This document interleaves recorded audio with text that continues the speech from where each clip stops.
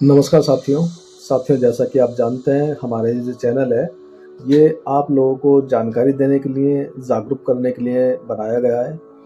और इसी कड़ी में मैं आपके सामने एक नया अभी जो लेटेस्ट चल रहा है क्राइम, साइबर क्राइम, उसके बारे में आपको जानकारी देना चाहता हूँ, जिसमें हमारे एक परिचित भी अभी अभी फंसे हैं।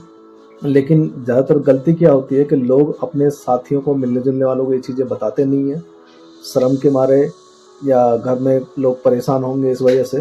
तो क्या होता है कि जागरूकता फैलती नहीं है और दूसरे लोग भी इस बात से अनभिज्ञ रहते हैं कि उनके साथ भी ये चीज़ हो सकती है। और ये मैं आपको इसलिए भी बता रहा हूँ कि हमारे जो परिचित हैं, जब उनके साथ में ये चीज़ हुई, उन्होंने अपने एक दोस्त को बताया, तो उस दोस्त ने भी कहा कि हाँ, मेरे साथ भी ऐसा हुआ था। अगर वो दोस्त पहले ही बता देता अपने मिलने जुलने वालों को, तो शायद ये ना फंसते, ये जान जाते कि हाँ, ये फ्रॉड हो रहा है। तो इसलिए ये मैं वीडियो बना के डाल रहा हूँ ताकि आप लोग भी जागरूक रहें।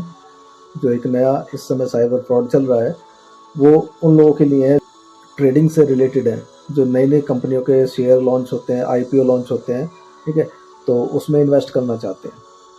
तो ये लोग क्या करते हैं, ये कहते हैं कि हमारा एक फर्म है, हमारी ऐप है, और हम एक HNI, हाई नेटवर्थ आइडेंटिटी है एक तरीके से, यानी कि ज़्यादा पैसा हम लगाते हैं और हमें ऑप्शन होते हैं कि हम ज़्यादा शेयर खरीद सकते हैं। जैसे कोई भी आईपी निकले तो उसमें एक लिमिट होती है, उससे ज़्यादा आपको शेयर नहीं मिल सकते हैं। लेकिन HNI अकाउंट वाले जो लोग होते हैं, हाई वर्थ वाले, तो उनको कुछ ज़्यादा लिमिट्स दी होती है, वो ज़्यादा परचेज कर सकते हैं। तो एक ये लालच उन्होंने दिया। दूसरा कि अगर आप डायरेक्ट परचेज करेंगे तो आपको थोड़ा सा महंगा पड़ेगा और हमें HNI अकाउंट्स वालों को सस्ता पड़ता है। तो आपको रजिस्ट्रेशन हमारे साथ करना पड़ेगा। साथ में क्या होगा कि हम आपको लिंक देंगे कि हम आपको ट्रेड देंगे कि कौन सा आईपीओ लॉन्च होने वाला है, उसमें कितने का प्राइस होगा और कहाँ तक वो जा सकता है।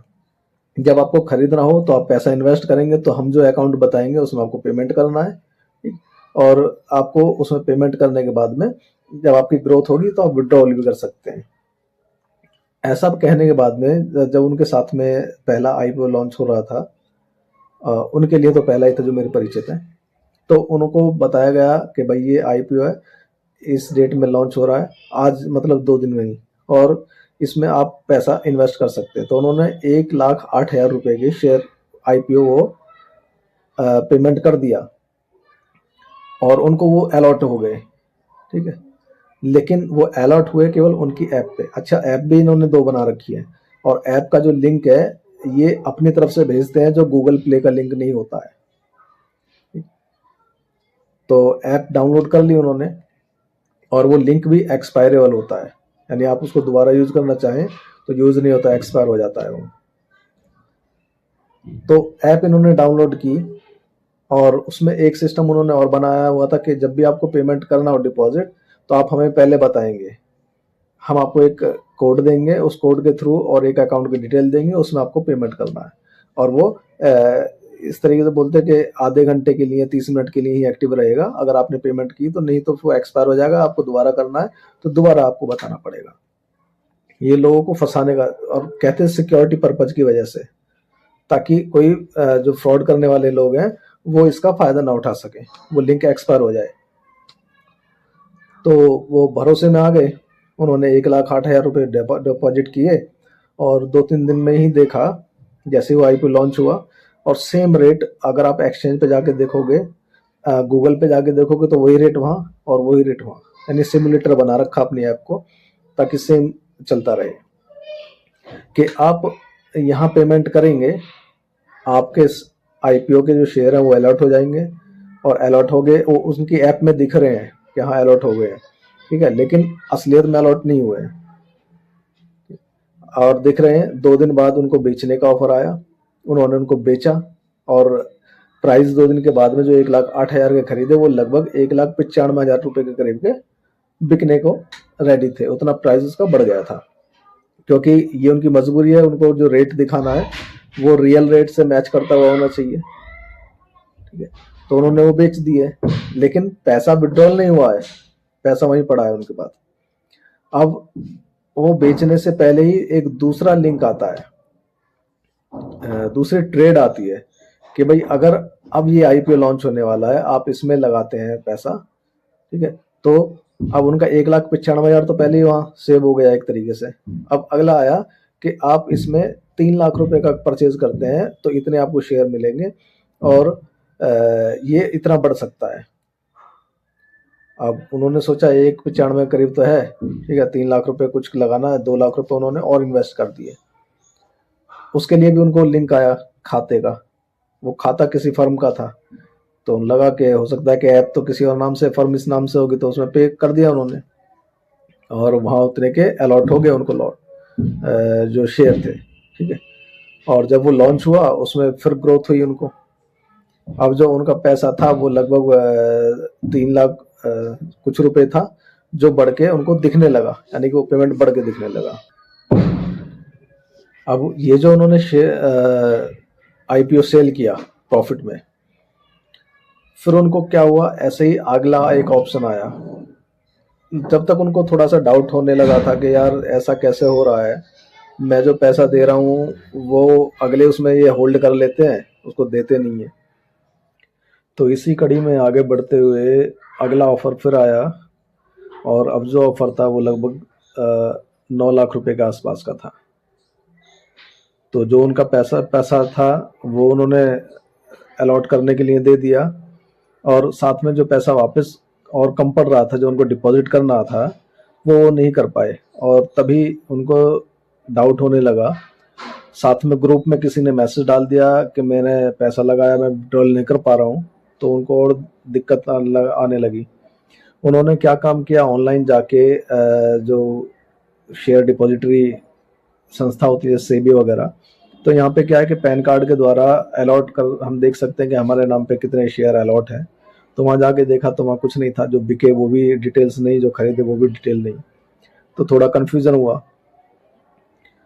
उसके बाद में उन्होंने क्या काम किया कि कंपनी की डिटेल्स देखी। ये तो शुरुआत में उन्होंने देख ली थी, हाँ ये मैं बताना भूल गया आपको कि क्योंकि पढ़े लिखे थे, तो कंपनी का नाम जो था वो नाम चेक किया, उस नाम से रजिस्टर्ड कंपनी थी, जो बढ़िया ट्रेडर थे, एक्सपीरियंस होल्डर थे, उनके नाम से वो कंपनी चल रही थी।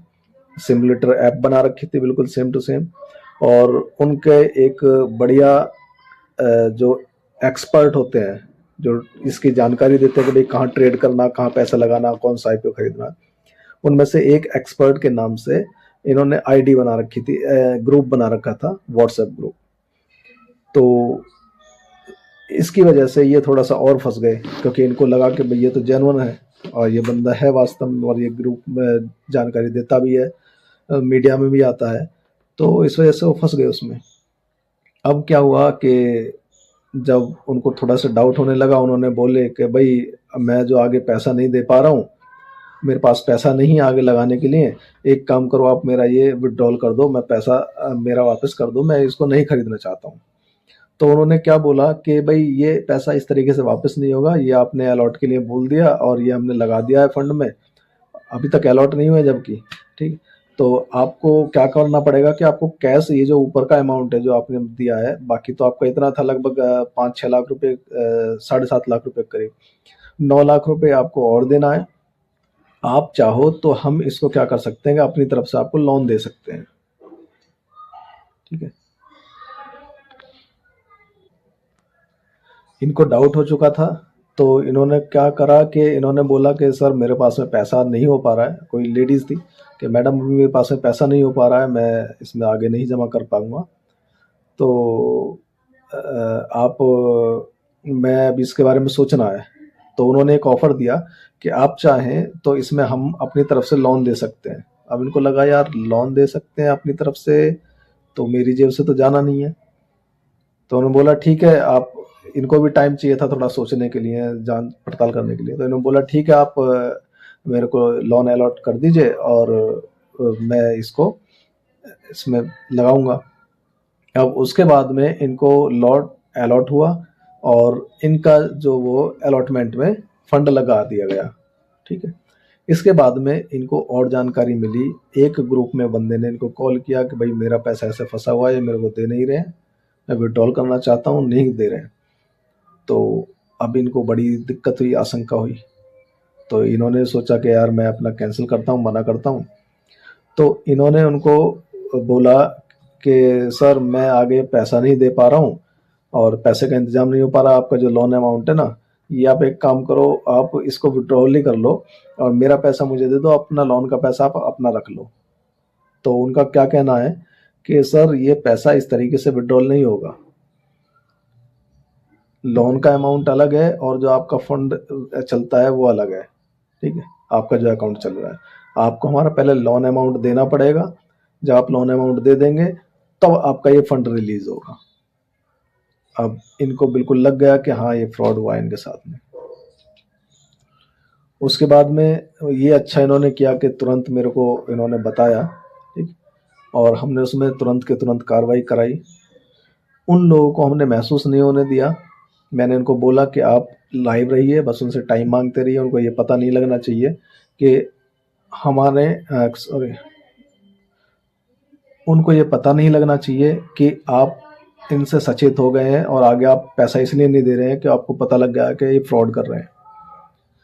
तो उन्होंने ऐसा ही किया और हमने तुरंत साइबर क्राइम पे कंप्लेंट दर्ज कराई, ठीक, और थाने में जाके उनके अकाउंट्स वगैरह को होल्ड कराया जिस जिस अकाउंट में पैसा गया। और एक ये पैसा जो जा रहा है ये किसी और फर्म के अकाउंट पे जा रहा है और हो सकता है कि उन लोगों ने उनके साथ भी फ्रॉड किया हो, लेकिन हम तो उसी के खिलाफ कंप्लेंट करेंगे जहाँ पैसा गया, वो डिटेल देनी पड़ेगी।